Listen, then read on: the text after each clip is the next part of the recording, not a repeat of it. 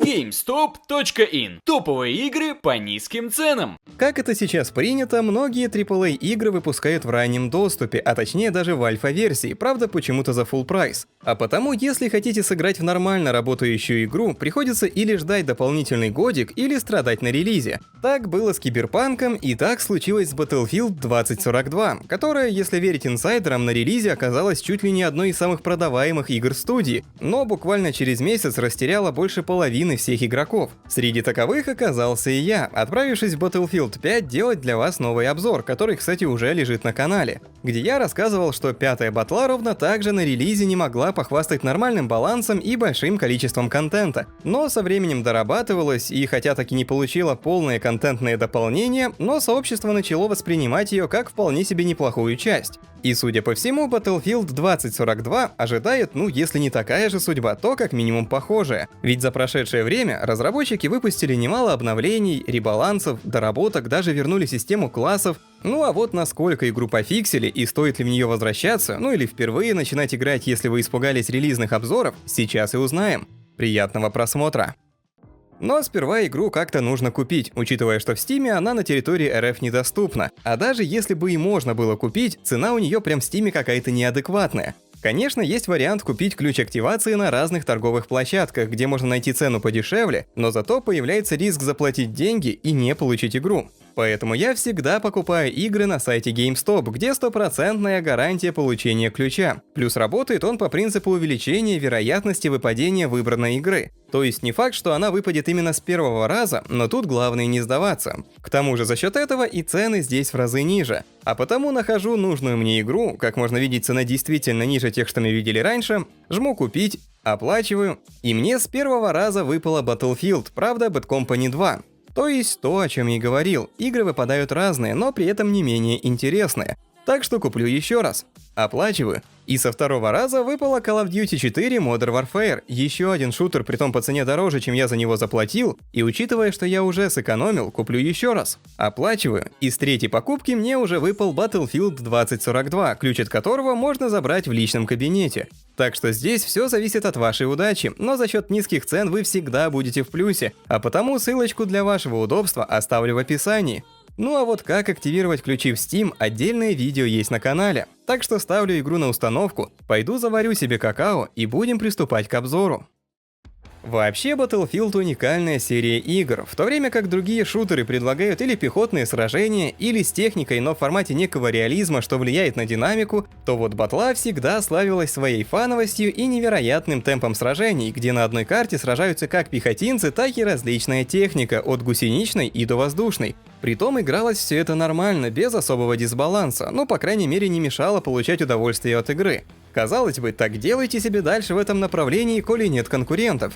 Но первый выстрел в колено случился с выходом Battlefield Hardline, с попыткой ступить на тропу Call of Duty и культового Counter-Strike. Притом, обидно, что игра провалилась, ведь геймплейно она была не то чтобы и плохой, но такая смена сеттинга от милитари-шутера до криминального боевика с полицией и бандитами игрокам пришлась не по душе. К тому же вдвойне обидно, что за собой Hardline потянула еще и игровую студию Visceral Games, выпускавшая до этого такие игры как Dead Space, Крестный Отец и разные другие.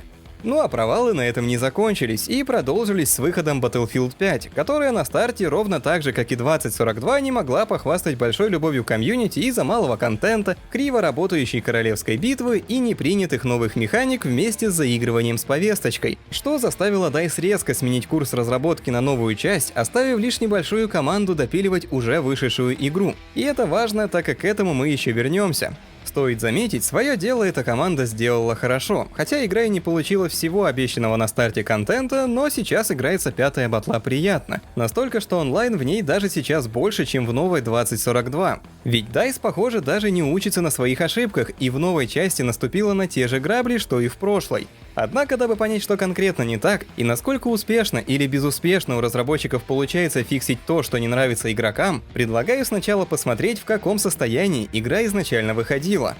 Во-первых, стоит помнить, что DICE в трейлерах давала понять, что это наконец-то та самая фановая батла с мемами, отсылочками, когда пилот выпрыгивает из самолета, чтобы подстрелить врага из гранатомета и летит дальше по своим делам, что нереально подогревало ажиотаж и ожидания фанатов серии. Мемов мы, конечно, получили, чего только стоит воздушная подушка, ползающая в любом направлении, включая вертикальное. Но такие приколы радовали далеко не всех геймеров.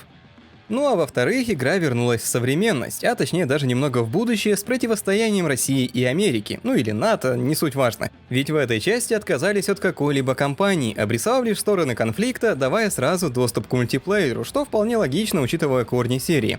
И первое, что тебя встречало, это максимально неудобный интерфейс как в меню, так и в игре, но это вкусовщина. В глаза куда больше бросался масштаб огромных карт, куда, конечно, подвезли и песчаные бури, и торнадо, что смотрится очень внушительно, но на деле такие масштабы абсолютно не способствовали веселой игре. Ведь на карте зачастую было всего лишь несколько точек интересов или захвата, где и разворачивались самые эпичные сражения. И они, кстати, были проработаны весьма неплохо, где можно было с интересом повоевать на средне-близких дистанциях, то есть с разными проходами, несколькими уровнями, укрытиями, подземельями и прочим, что и напоминало культовую батлу.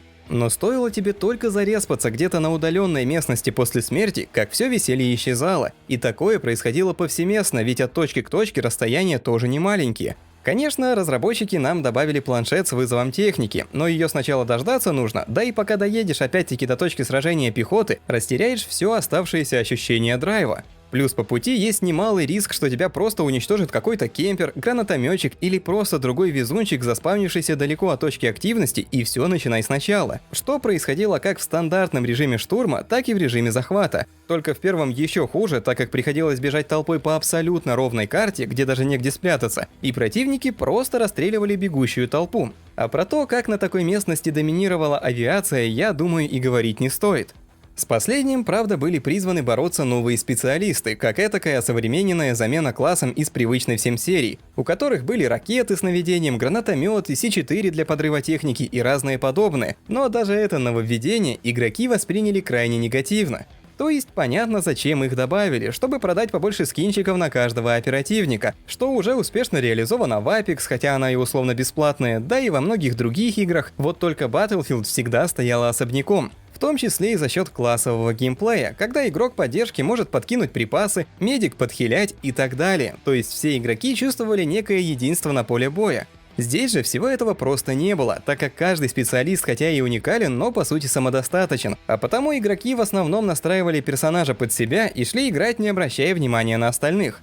Единственное, что оставили нетронутым, по крайней мере без каких-либо новшеств, так это физику стрельбы, которая лично мне понравилась с самого начала. Да, были проблемы с регистрацией попаданий, но на релизе это частое явление. Однако пушек действительно было крайне мало, всего 22 штуки, если не ошибаюсь. Хотя и добавили интересную механику с обвесами, позволяющими менять их на ходу, перестраивая пушку под обстоятельства на поле боя. Ну и технику тоже вроде как не тронули. То есть понятно, что она другая, по-другому ощущается, с другим балансом, но хотя бы без таких масштабных переделок, как вся остальная игра. И вот тут опять-таки вопрос, а зачем все это было делать, если все до этого нормально работало? И у меня на это только один ответ. В угоду новомодным трендам, чтобы срубить как можно больше бабла, а точнее новому режиму Харdzone, этакой альтернативе королевской битве, смешанной с Тарковым и разным прочим, суть которого заключается в высадке на карту в составе группы из 4 человек, где специалисты со своими особенностями открываются уже совершенно по-другому, и задачей собирать жесткие диски из упавших спутников, параллельно сражаясь с ботами и другими игроками за добычу. Цель же добраться до зоны эвакуации, собрав как можно больше дисков, ну а кто не успел, естественно, проиграл.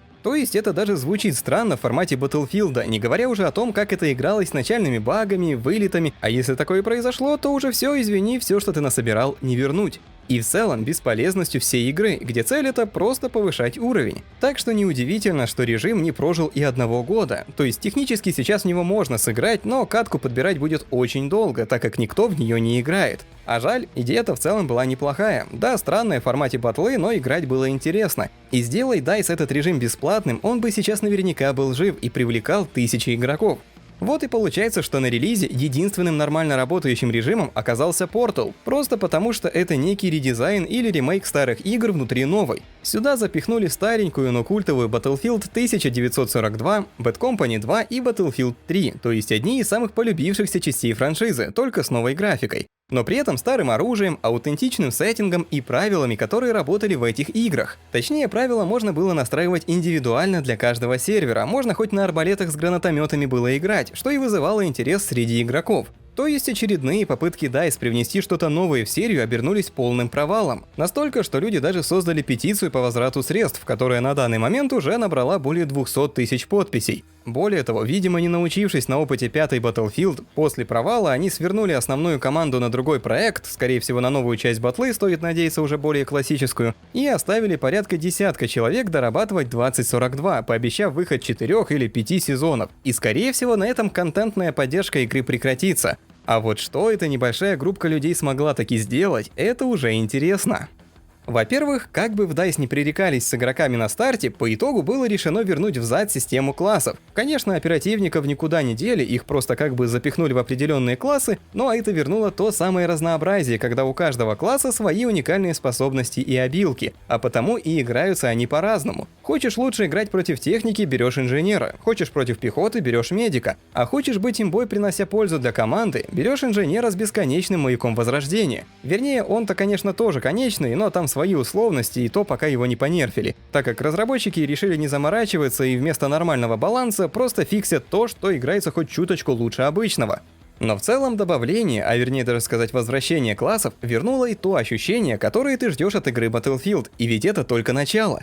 Карты, на которые все бомбили в начале, получили реворк, то есть их переделали, уменьшив расстояние, а некоторые так и вовсе изменили до неузнаваемости, добавив точек активности, больше укрытий, тропинки, по которым нужно бегать, и в целом сделали наконец-то играбельные карты, за счет чего пехота играть стало действительно, не побоюсь этого слова, весело. Конечно, не все еще успели карты переделать, на данный момент, пока я записываю это видео, но даже то, что уже есть, не может не радовать. Вместе с тем, что каждый новый сезон привносит еще одну дополнительно новую карту, естественно, адекватных масштабов, где и техникой можно нормально поиграть, и пехотой побегать, особенно с классовой системой. Кстати, говоря о технике, ее тоже неплохо забалансили. Танкам увеличили скорость вращения башни, добавили активную броню, вертолетам способность становиться невидимыми для радаров на низкой высоте и так далее. Ну и, конечно же, добавили новую технику, вспомнив, что сеттинг вроде как недалекое будущее, из-за чего каждый найдет подходящий вариант для себя. Само собой, не все еще идеально. Иногда техника по-прежнему страдает от специалиста Лис с ее способностями, но даже так это все равно явно лучше того, что было на релизе.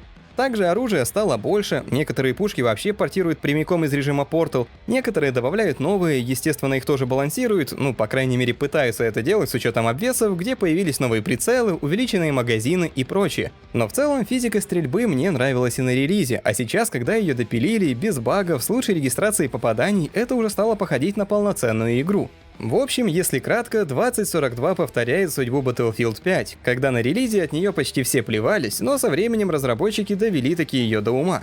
И здесь ровно то же самое. Стандартные режимы играются действительно неплохо, и если бы игра на релизе выглядела так, как сейчас, уверен, большинство было бы довольно. Об этом, кстати, также свидетельствует увеличившийся онлайн с 1000 до 10 в среднем. Понятное дело, я рассказал только о положительных изменениях, ведь мне хочется верить, что и все негативные со временем поправят. Но, к сожалению, пока что оптимизация оставляет желать лучшего, хотя ее тоже вроде как улучшали, но особого отличия я не заметил. Плюс разработчики нередко добавляют что-то действительно интересное с обновлениями, но из-за того, что оно становится имбой на фоне остального, они ее просто нерфят в полный хлам, даже не пытаясь как-то нормально сбалансировать со всем остальным в игре, ну и разные по мелочи. Но в целом это все равно на несколько голов выше того, что было в игре изначально. И теперь в это действительно интересно и драйвово можно играть. Особенно удивляет, что исправить целую игру, над которой работала целая огромная команда, смогли лишь несколько десятков человек, оставленные для того, чтобы ее дорабатывать.